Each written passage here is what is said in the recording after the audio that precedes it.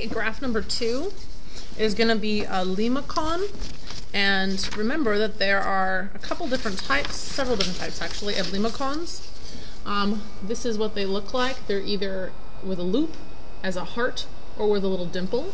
And since this is A1, and this is also 1 cosine theta, so B is also 1.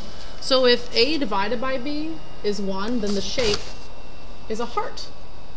Okay, so we know that our shape is supposed to be a heart. Now, they tell me in the directions for graph number 2 that we want to have a pretty long table. It says that we want a table in multiples of pi over 6 from 0 to 2 pi. Now, if you look at this little piece of graph paper, I made it really easy for you because each one of these little markings are exactly what I'm talking about. I just want you to go all the way from 0 to 2 pi. So I'm going to count my table out exactly in these markings, okay? So I'm not doing anything weird. I'm not pulling these numbers out of thin air. I'm getting them right off of this. All right, so I have 0. I have pi over 6. I have pi over 3 and pi over 2. I have 2 pi over 3, 5 pi over 6, pi, 7 pi over 6. I'm going to have to go to another table here. Continuing on, 4 pi over 3, 3 pi over 2, 5 pi over 3, 11 pi over 6. Okay, so that is each one of these markings on my graph paper, all the way from 0 to 2 pi. Now I don't have to do 2 pi because that's going to be the same as 0. If I punch in my calculator the cosine of the angle, enter, and then add 1 to it every time, I'm going to get each one of these numbers. I'm pretty sure you guys can do that. So I'm going to have confidence that that's going to work out. So I'm going to say that number 2 is 0 is a radius of 2. This is 1.87. This is 1.5. This is 1. I have 0.5, 0.13, and pi is 0. Okay, and then, let's see, cosine of 7 times pi divided by 6, and then add 1.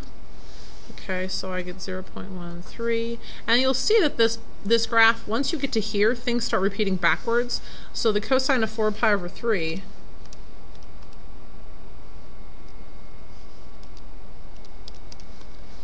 plus 1 ends up being 0.5. So do you see after 0 it kind of goes back to this and then back to that one, and the next one's going to be 1, the next one's going to be 1.5. So once you establish this pattern, and then again at 2 pi, you'll get 2 again.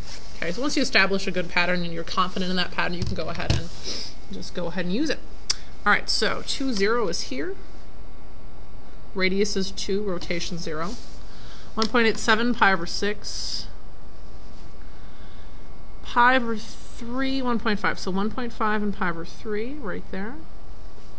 1 is the radius, and at pi over 2.5 at 2 pi over 3. Really small here, getting close to the origin, and then exactly the origin. And then this one should be, actually, hold on. Oh, it's, did I do that wrong? I think that's supposed to be negative. Yeah, it's negative. Okay, so, oh, this one was a little funky. I don't know why. At 7 pi over 6, we should get negative 1.3. Let me try that again. My calculator didn't give me the right number.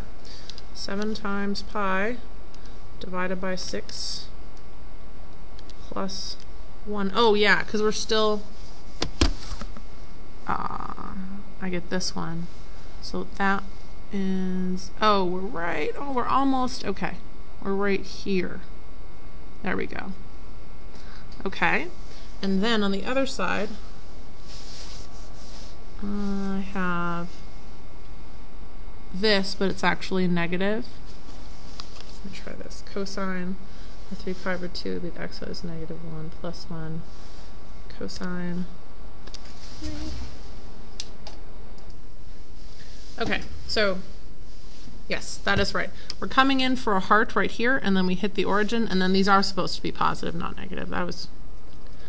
That's correct. I had a different idea of what it should look like, but no, it's good.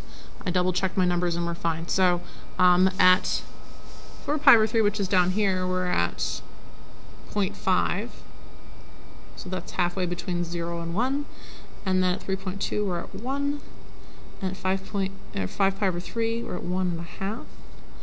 And then we're at 1 and 8. And then we're back over here at 2 pi. So basically, here's your heart shape. It goes doot like that, and then back again.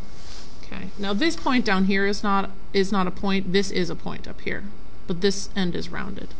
So I'll show that to you up close. So it goes dipping in there, kind of a point, and then around. This part is rounded.